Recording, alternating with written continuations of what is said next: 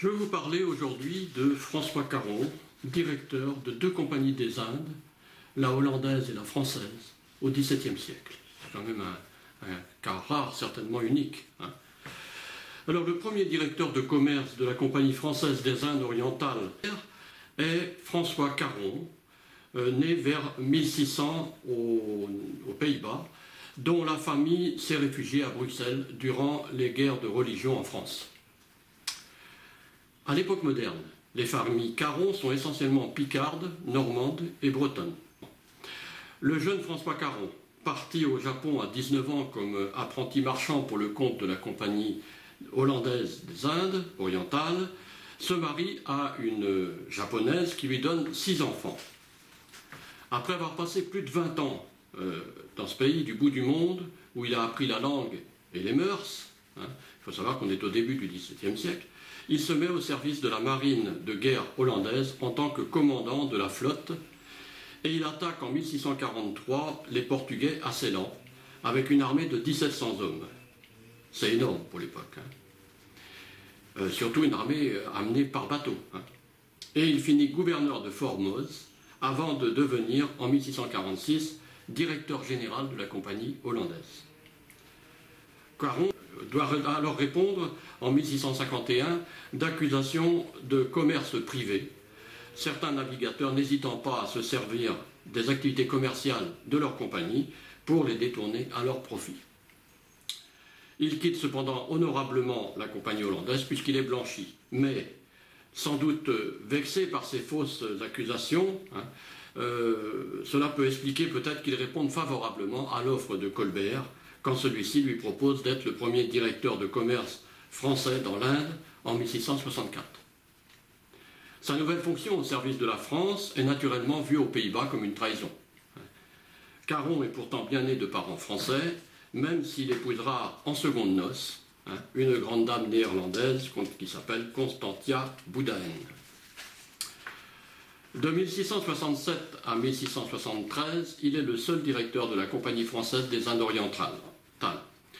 La vie très active de Caron, son tempérament d'aventurier, de marchand avisé, teinté d'individualisme, c'est ce qu'on lui reprochera le plus, mais visiblement d'une probité difficilement attaquable, sa capacité à s'adapter à toutes les situations, à s'intégrer à des modes de vie et à des fonctions complètement différentes les unes des autres, ses réactions vives lorsqu'il constate un complot contre lui ou une injuste mise en cause, démontrent son caractère particulièrement sceptique. Par 2 fois, des jaloux vont tenter de le déstabiliser, une première fois aux Pays-Bas, je vous en ai parlé, qui quitte fièrement en abandonnant ses titres, et une deuxième fois en France, qu'il n'arrivera pas à rejoindre pour venir se défendre, puisqu'il périt en mer sur la route du retour de l'Inde en face de Lisbonne. Commençons par le commencement. Qui était Caron? Il est impossible de dire ce qu'est l'enfance de Caron, mais il grandit dans un contexte familial qui ne le coupe pas de ses racines françaises. Il reste protestant jusqu'à sa mort. Alors voilà ce que dit un témoignage, c'est celui de Jacques Proust. On ne sait rien de la jeunesse de Caron, ni de son éducation. Cependant, ses principes, sa conduite, l'éducation qu'il donna à plusieurs de ses enfants, le témoignage de certains de ses contemporains montrent qu'il fut toujours fidèle à la religion de sa famille, c'est-à-dire le protestantisme. Ses parents, vivant à Bruxelles à sa naissance, étaient revenus une première fois vivre en France avant la révocation de l'édit de Nantes, et ils y retournent une seconde fois momentanément alors que François est déjà né. Il a donc vécu la persécution religieuse et l'exode de sa propre famille, ce qui peut expliquer son exil d'une Europe chaotique et déchirée, comme l'écrit Jacques Proust, pour se rendre au Japon à 19 ans.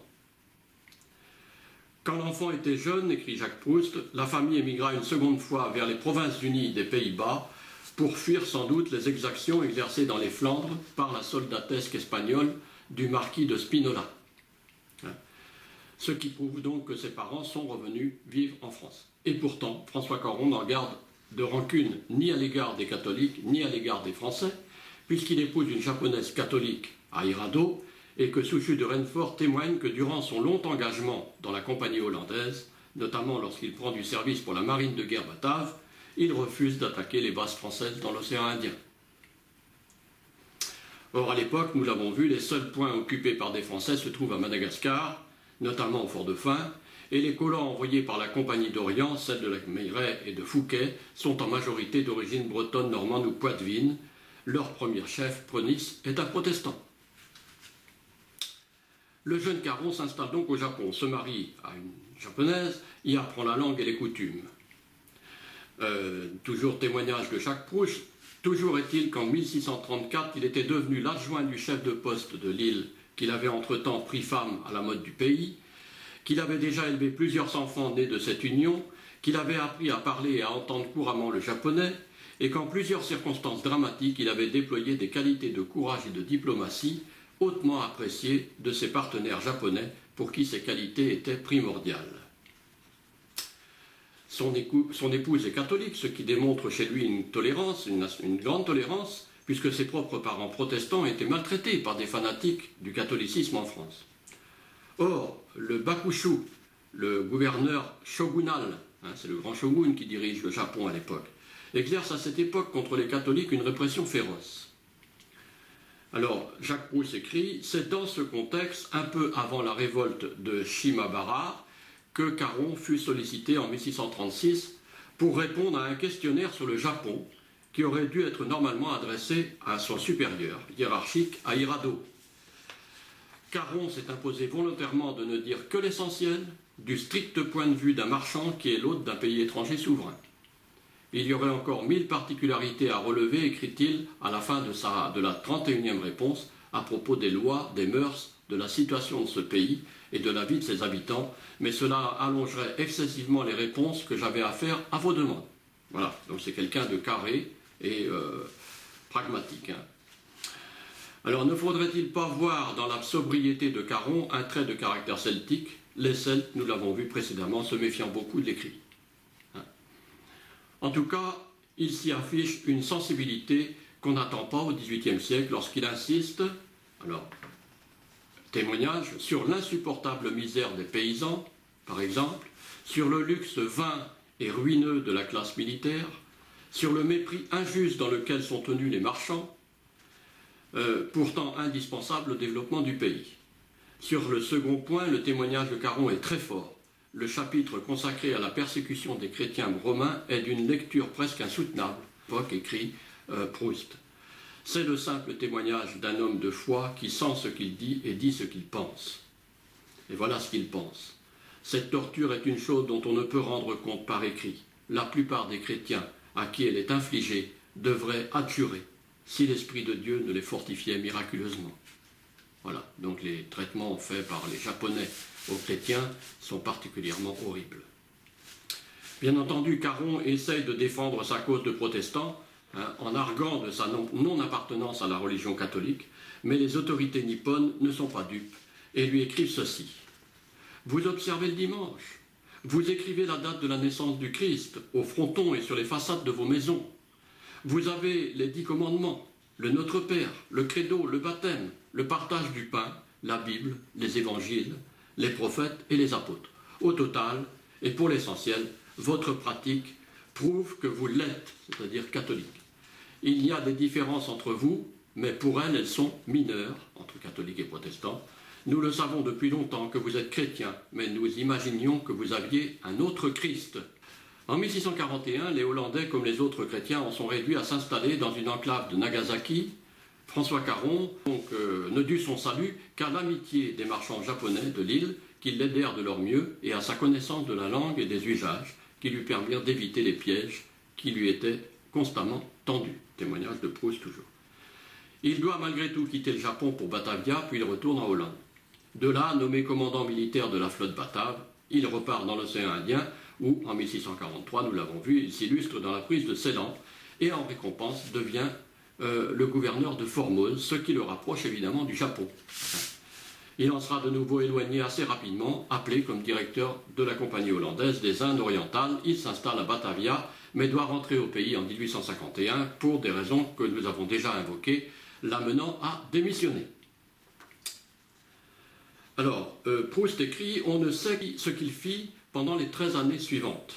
Sa seconde vie commence en 1664 lorsque Colbert le fait appeler en France pour prendre la direction commerciale de la Compagnie française des Indes orientales, créée cette année-là par Louis XIV pour faire pièce en Extrême-Orient aux Hollandais, aux Portugais et aux Anglais. L'ancien directeur général de la Compagnie néerlandaise retrouvera alors l'usage de sa langue maternelle et reprit sa plus belle plume pour rédiger la troisième série de documents reproduits dans le puissant royaume du Japon, d'après la version imprimée qui en parut au début du XVIIIe siècle dans une collection de récits de voyage publiés en français à Amsterdam. Cette série de documents se compose d'un mémoire très précis et très détaillé sur la meilleure façon d'établir la compagnie sur des bases qui lui permettraient d'aller exercer ses activités jusqu'à la Chine et au Japon. Donc c'est quelqu'un qui sait de quoi il parle. Hein. Alors cette situation prouve que Caron n'a pas perdu l'usage de la langue française, puisqu'il écrit en français. Enfin, de la langue française de l'époque, hein, du XVIIe siècle, que l'on parle sans doute en Picardie ou sans doute. Hein, voilà. Mais elle témoigne surtout de l'intelligence d'un homme qui sait ce qu'il faut faire pour réussir l'entreprise envisagée par Colbert. Il ne sera malheureusement pas toujours écouté par les Français qui doutent en permanence de son patriotisme et même de sa bonne foi. Alors voilà encore un témoignage. Malgré les sages conseils de Caron, la Compagnie des Indes, créée par la volonté royale et non par une libre association de marchands, comme la hollandaise, alla d'échec en échec.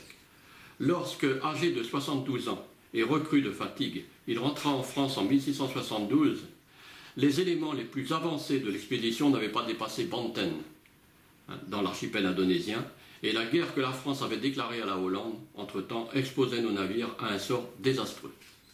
Caron, nous l'avons vu, périt à Lisbonne dans le naufrage de son bateau. Sa fortune sombra avec lui, mais l'un de ses fils qui l'accompagnait fut sauvé. C'est toujours Proust. Sa veuve, la hollandaise, sa deuxième épouse, vécut en France d'une pension que Louis XIV lui versa jusqu'à sa mort. Elle se convertit au catholicisme au moment de la Révocation pour rester à Paris, cependant que ses enfants se dispersaient, selon leur conscience, entre la France, le refuge britannique et celui de Hollande. Alors le franco-hollandais, on va l'appeler comme ça, n'a donc pas été disgracié par le monarque français, même à titre posthume, et ses enfants lui offrent une descendance tout à fait respectable. Le plus marquant dans le caractère de ce grand navigateur qu'est Caron, c'est son amour de la famille, son sens des responsabilités, son esprit religieux particulièrement tolérant et son grand respect de la culture des autres. Jacques Proust écrit qu'il avait entre-temps perdu sa compagne japonaise, morte après son départ de Hirado, et s'était remarié avec une riche héritière hollandaise, nous l'avons vu. Il avait eu d'elle 6 enfants, il en eut encore 7 de l'autre, légitima les premiers, les dota tous du mieux qu'il put, les petits japonais, et fit donner aux plus doués la meilleure éducation. 2 fils de la japonaise firent même des études de théologie à l'université de Leyde, et l'un d'eux devint missionnaire dans les îles Moluques, publiant de nombreux ouvrages de piété calviniste en néerlandais et en malais. Proust note avec humour que Caron recommande même dans son rapport à Colbert en 1664 le type de chaussures à faire porter à ses serviteurs pour qu'ils évitent d'abîmer les tatamis japonais. Le chef-d'œuvre de la diplomatie tel que l'entendait habituellement Caron concerne le chapitre le plus épineux, celui de la religion. En effet, comment le roi de France, catholique, a-t-il pu se faire représenter légitimement par un protestant auprès d'un souverain étranger qui a les catholiques en horreur? Alors, resté fidèle au protestantisme, François Caron n'y voit pas d'incompatibilité avec sa fonction d'ambassadeur de Louis XIV, alors que les extrémistes catholiques français ne peuvent y voir qu'une épouvantable hérésie. Dès le commencement de son mandat de directeur de commerce pour la Compagnie française, le Hollandais François Caron fait l'objet d'une certaine méfiance de Colbert, nous l'avons vu, qui lui adjoint un co-directeur français répondant au nom de Defaille. Lors de la deuxième grande expédition de la Compagnie en 1666, l'entente entre les deux hommes ne peut être très bonne, puisque la nomination de Caron se fit à condition que le français précéderait l'étranger, quoique d'un égal caractère. Defaille part donc avec une primauté liée à son rang, tout autant qu'à son identité. Mais Caron, sûr de lui dans cette Asie qu'il connaît bien mieux que Defaille, et où il a déjà une certaine réputation, il prend assez rapidement l'avantage sur son collègue qui en nourrit une certaine jalousie. Il rédige même sur les activités de Caron, de Faye, rédige un rapport accablant qu'il prétend vouloir en envoyer à Colbert. En fait, de Faye écrira au ministre une lettre tout au contraire à l'autre et tout avantageuse au sieur Caron, auquel il la donna. Alors, lorsque de Faye décède de maladie quelques semaines plus tard, certains de ses amis accusent Caron de l'avoir empoisonné, ce qui, selon Souchu de Renfort, qui est le secrétaire de la compagnie, n'est pas du tout prouvé, car de Faye, se sentant affaibli d'une dysenterie qui le tourmentait depuis 6 jours, se mit au lit et le 30 juillet 1669, après quelques accès de fièvre, il mourut à minuit. Dans la fureur des dissensions qui allaient suivre, certains devaient accuser Caron d'empoisonnement parce qu'il n'avait pas permis qu'on ouvrît le cadavre. Alors cette deuxième épopée maritime organisée par la Compagnie des Indes orientales françaises en 1666 est plutôt mal partie, vu qu'elle met plus d'1 an à atteindre Fort-Dauphin, c'est l'escadre de Montevergue.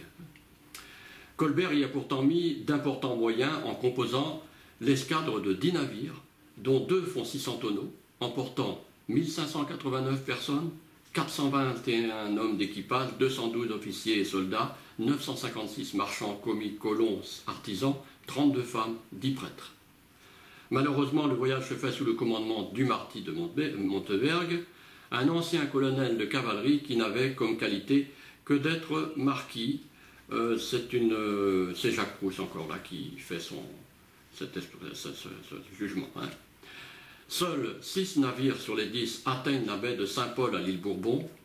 Ils y déposent 5 femmes et un prêtre et repartent vers Madagascar.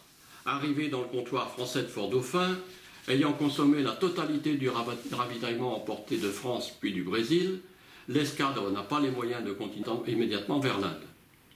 Le fort se trouve en décrépitude, il est donc décidé de faire partir Caron avec 2 bateaux pour Surat, afin d'y acheter quelques marchandises pour les envoyer en France et montrer quelque chose de l'argent qui en était sorti. Ça c'est toujours... non, c'est Souchu de Renfort qui témoigne de ça.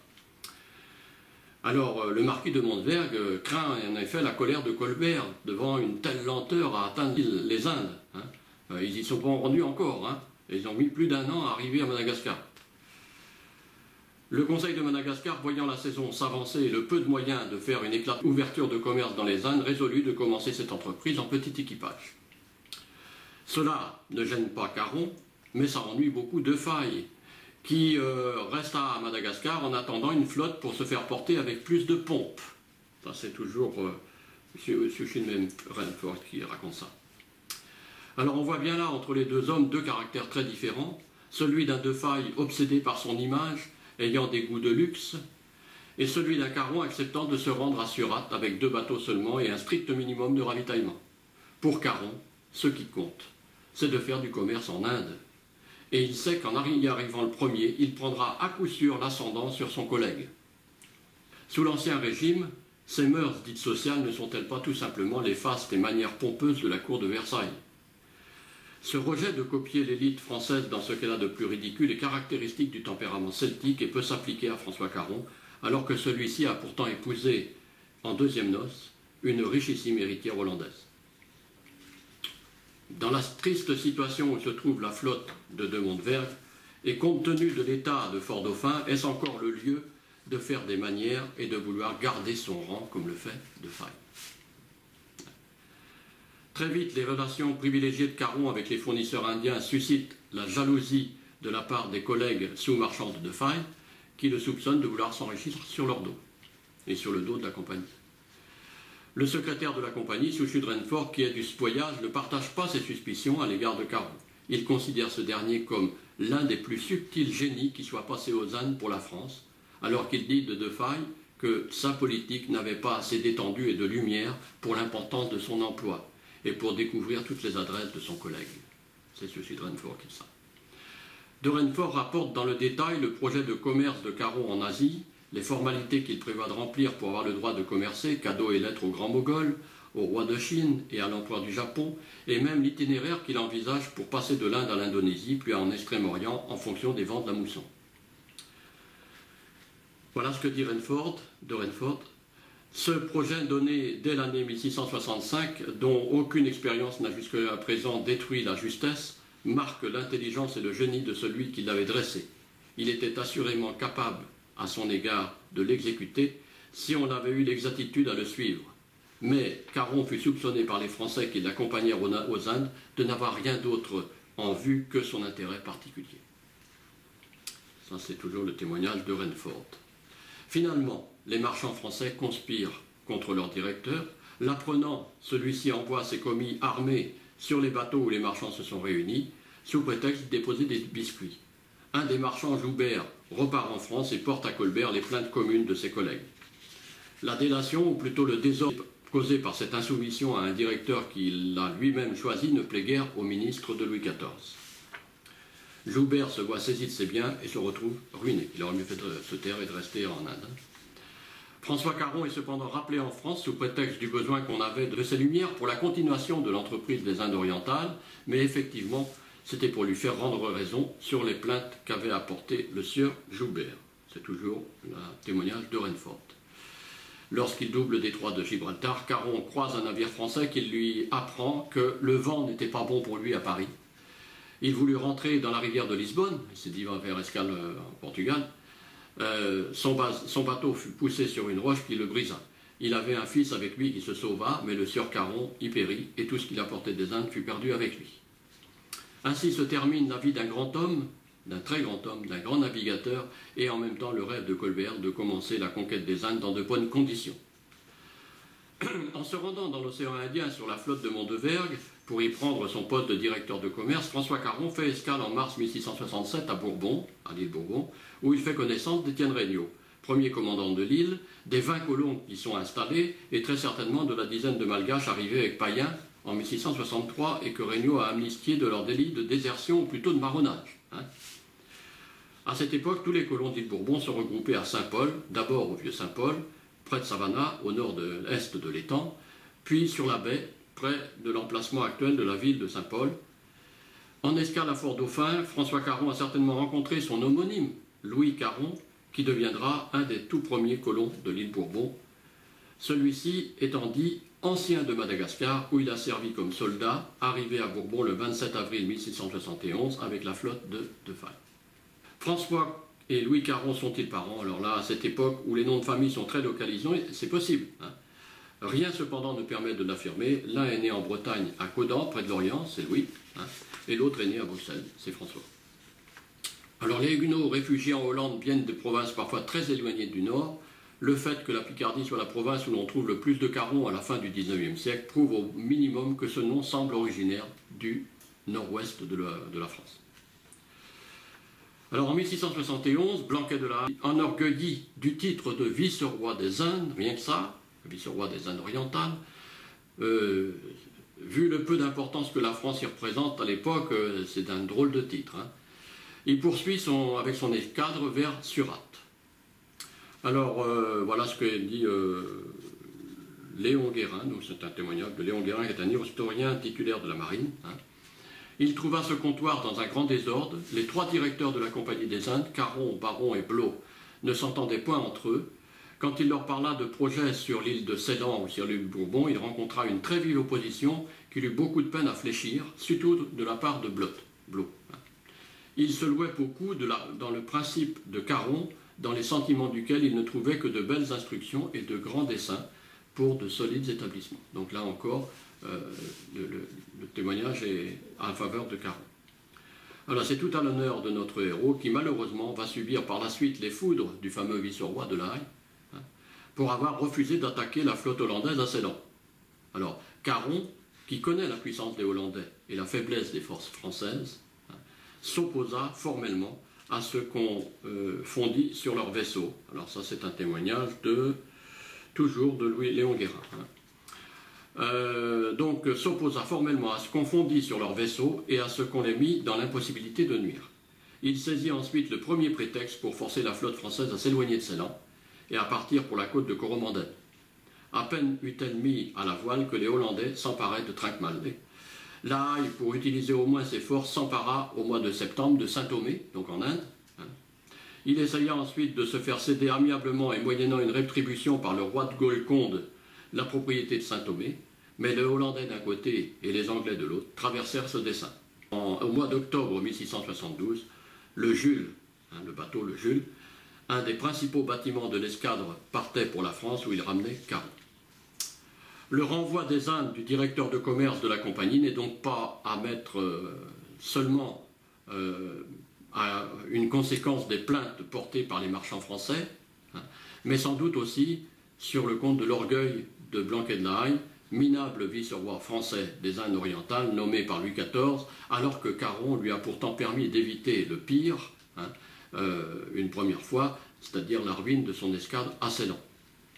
De la Haye reviendra ensuite, lui aussi en France 1 an et demi plus tard, mais sur un vieux navire que les Hollandais lui ont prêté, car toute son escadre a été décimée.